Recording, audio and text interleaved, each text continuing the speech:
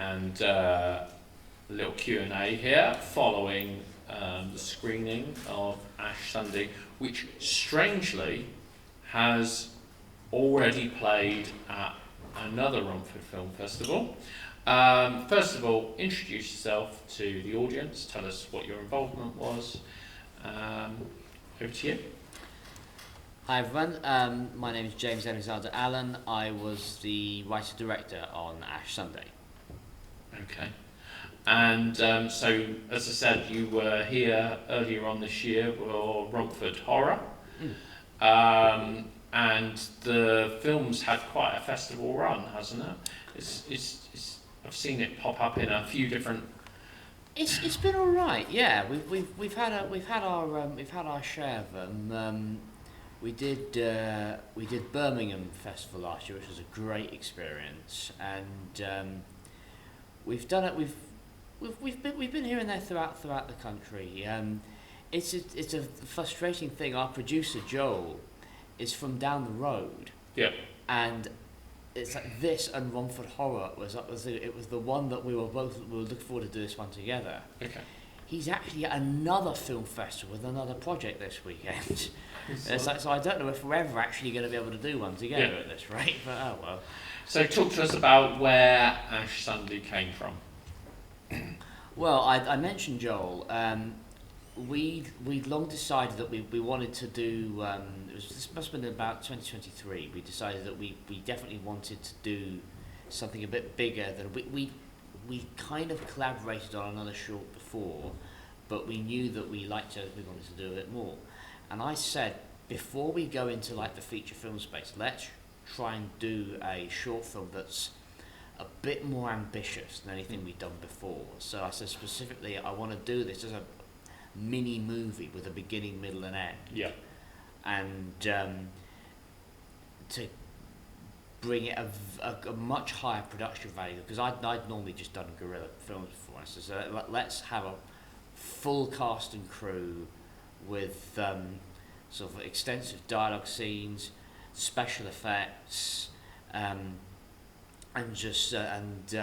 practical effects as well, and just really kind of push ourselves. And we looked at a couple of sort of log lines and ideas that I had floating around, and as Sunday, it was just a log line that everyone seemed to resonate with, and it was a very, very easy one to pitch, and it fit the criteria of making us sort of stretch our muscles a bit as filmmakers, because like 3 days of dinner table scene, you don't think it's going to be a lot, but it actually, in my experience, that is harder than running and gunning multiple little scenes here and there.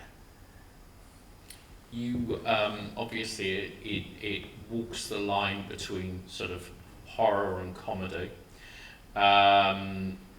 It's quite. I always think comedy is quite a tough thing to tackle when it comes to indie film, because normally you associate comedy with television or film, feature film, and then there's those checks and balances that normally someone else does.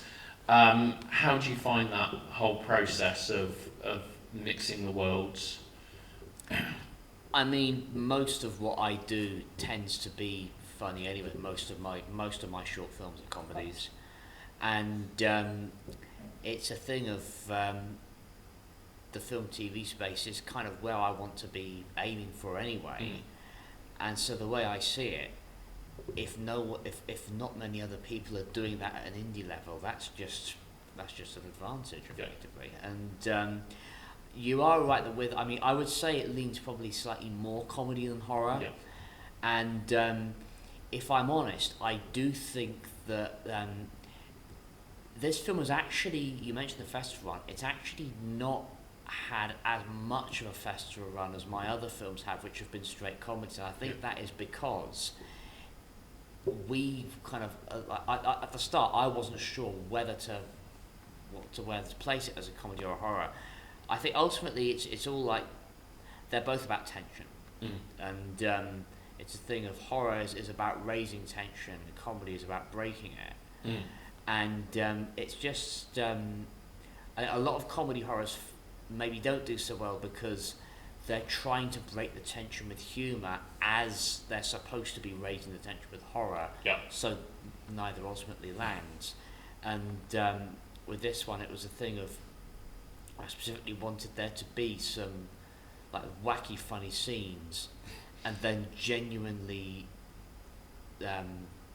sort of darker, more gothic, heavy moments, and also quite sort of sincere moments. There was, I mean, the actors brought I mean, it's a very daft premise, but it is actually a very personal story, and I mean, there were tears shed when we were breaking some of the scenes with actors. Mm. Talk to us about some of your cast, specifically pulling in Lena.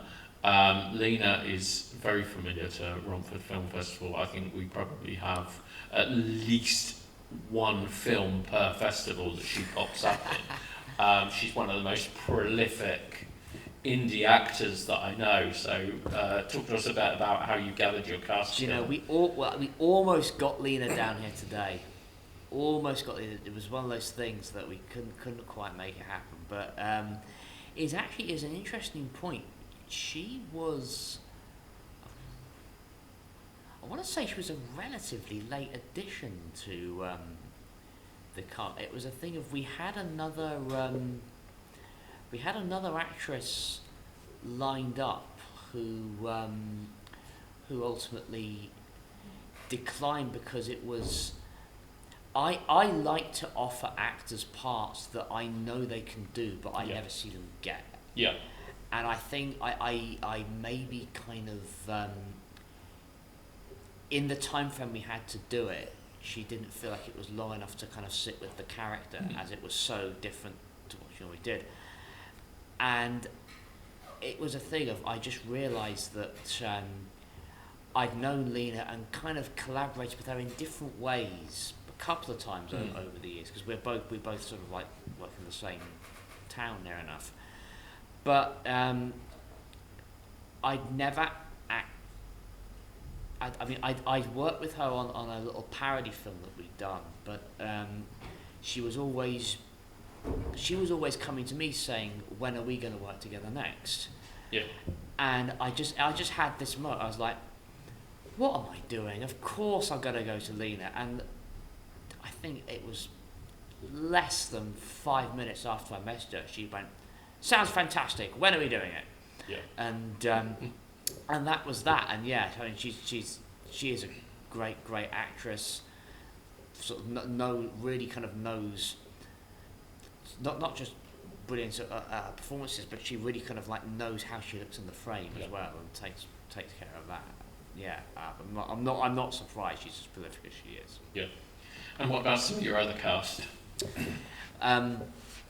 Yeah, so I knew that I wanted to work with Neil again, who was the guy who played Guy, the dad in it.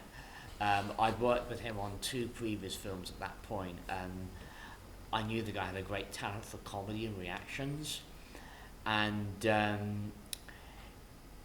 Tiffany, who played Mia, I'd run into her at several film festivals, and we were very much in the kind of the same circle. And I realised that the part was just, even though I'd written the part as like a teen, I knew that I was going to have a hard time and a big logistical ball ache getting teen actors in. Yeah.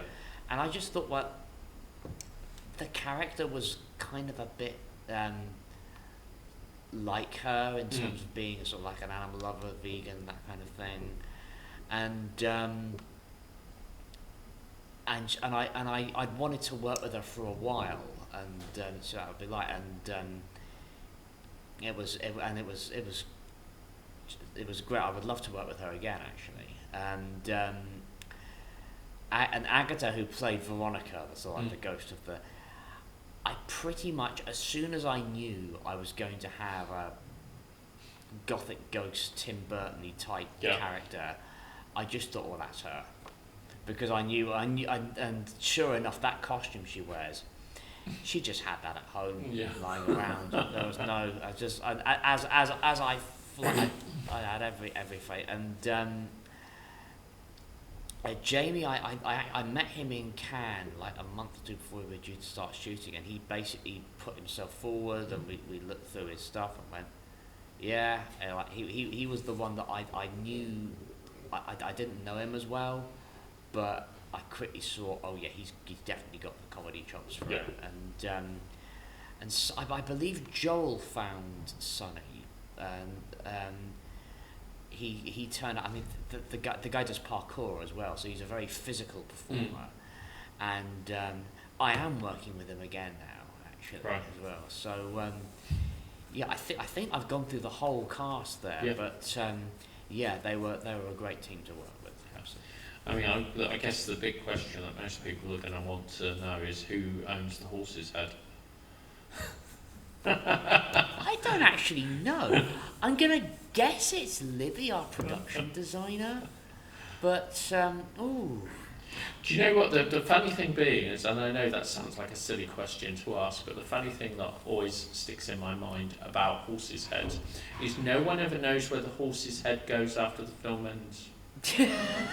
And seriously, if ever you know anyone that makes films and they've used a horse's head, ask them where the horse's head is.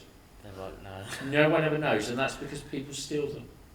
I'm gonna ask Lee when I go. There was actually a deleted scene with the horse's head. Okay. There was a scene of them lowering the horse's head into the cauldron kind of thing. But I liked it because it looked really weird. But everyone just said it just looked shit. It just obviously looked like a plastic mask. Yeah. But or at the very least, it did not look like a horse's head when I was putting it in. But because I did actually say I wouldn't mind keeping tabs on the horse's head for sort of. Because I have got a feeling that there is a. You never know when you're going to need one. Yeah. Yeah. Beyond the horse's head, is there anything that you put into the story that didn't end up on the screen? This was actually the first film that I've made that had deleted scenes. Right. Like, I mean, I joke about there was a deleted shot of the horse's head, but there are 2 whole scenes that we shot on day one that ended up being cut from the final version, which was basically we had a whole thing set up where she was very particular about her mother's special plates.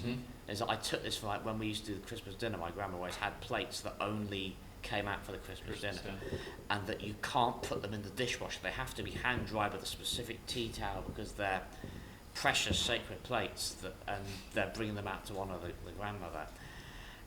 And then at the ending scene of the film was as they're washing up, and the uncle is just drinking out of a bottle, and she is going to put the plates back in the cupboard, and she finds the wand at the bottom of the cupboard by the plates, and she looks at these plates, and she kind of looks at the family, and shoves the plates in the dishwasher.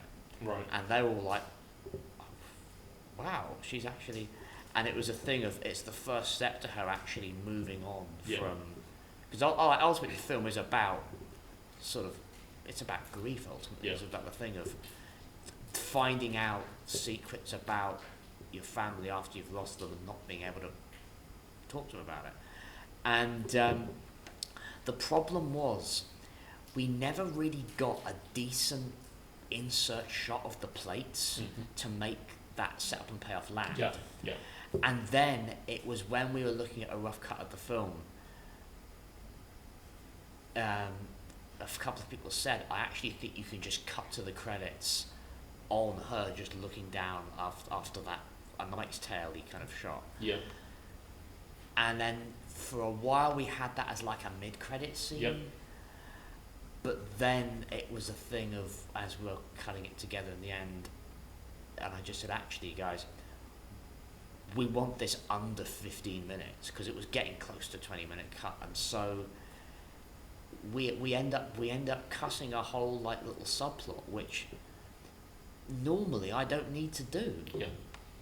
So yeah, it was the new experience for me. That's cool. Have we got any questions out there for James?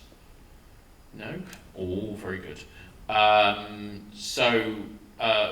Well, thank you yet again for bringing Ash Sunday to Romford. It's very much appreciated. Thank you very much. Big round of applause, please.